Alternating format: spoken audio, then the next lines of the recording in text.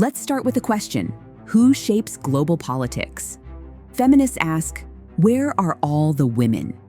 International relations focuses on states, power, and war, domains traditionally dominated by men in boardrooms and battlefields. But in the late 1980s, with the end of the Cold War and re-evaluation of traditional IR theory, women's issues could no longer be ignored. So feminist scholars started asking bold questions. What happens if we look at global politics through a gendered lens? But before diving deeper, let's clarify a key concept.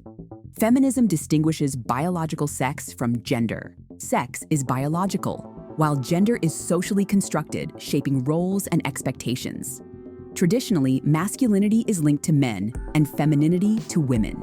As feminist scholar J.Ann Tickner explains, power, autonomy, rationality, and agency are seen as typically masculine, while weakness, dependency, emotion, and passivity are associated with femininity.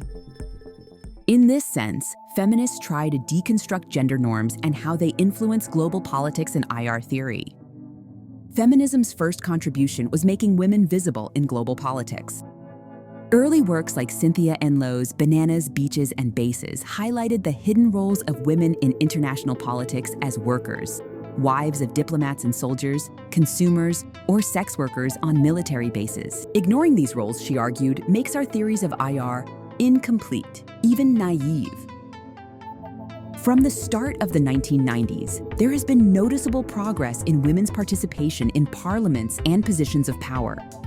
The latest reports show that the 2023 global proportion of women MPs has reached almost up to 27%. The second contribution is the effort to deconstruct traditional IR theories towards a more gendered perspective. Authors like J.Ann Tickner criticized realism's masculine bias and its focus on power, war, and conflict.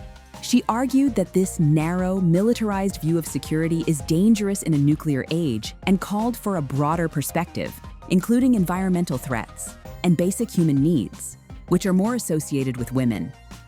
The main argument here is that broader security concepts should push IR theory towards a more cooperative point of view and away from the current masculine bias and conflictual point of view in IR.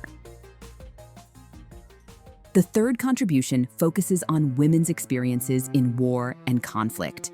Feminist scholars expose the devastating impact of mass rape as a weapon of war and criticize traditional IR for failing to study war in depth. Sexual violence against women has a long history, and it was often neglected as an unfortunate byproduct of war.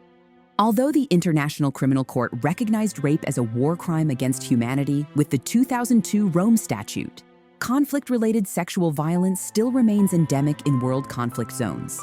Additionally, feminists highlight that there is a need for greater participation in peace agreements. Latest UN data show that out of 31 agreements reached in 2023, only 8 or 26% included explicit references to women, girls, gender, or sexual violence.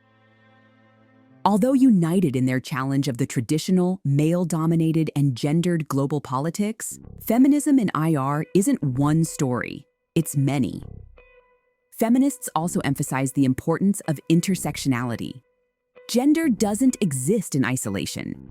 It intersects with race, class, religion, ethnicity, and so forth. For example, the liberal feminist approach focuses on women's inclusion in decision-making roles and politics. Marxist feminism examines how women are exploited in the international political economy with undervalued labor. And post-structural feminism is heavily focused on gender as a social construct, while post-colonial feminism criticizes Western frameworks for often misrepresenting women in post-colonial societies. But for all of its progress in drawing attention to women's role in IR, feminism failed to gain greater support in the academic community or develop a more comprehensive theory. The main critique is that feminism is too focused on narrative and politically engaged way of looking at IR. Influential scholars like Robert Keohane welcomed feminist perspectives but argued that feminists need to use more positivist methodologies and create measurable questions. So the challenges for feminism to get into the mainstream of IR are not on the legitimacy of the theory, but rather methodological. As feminist scholar Tickner points out, The methodological problems are much harder to resolve than the legitimacy of the subject matter.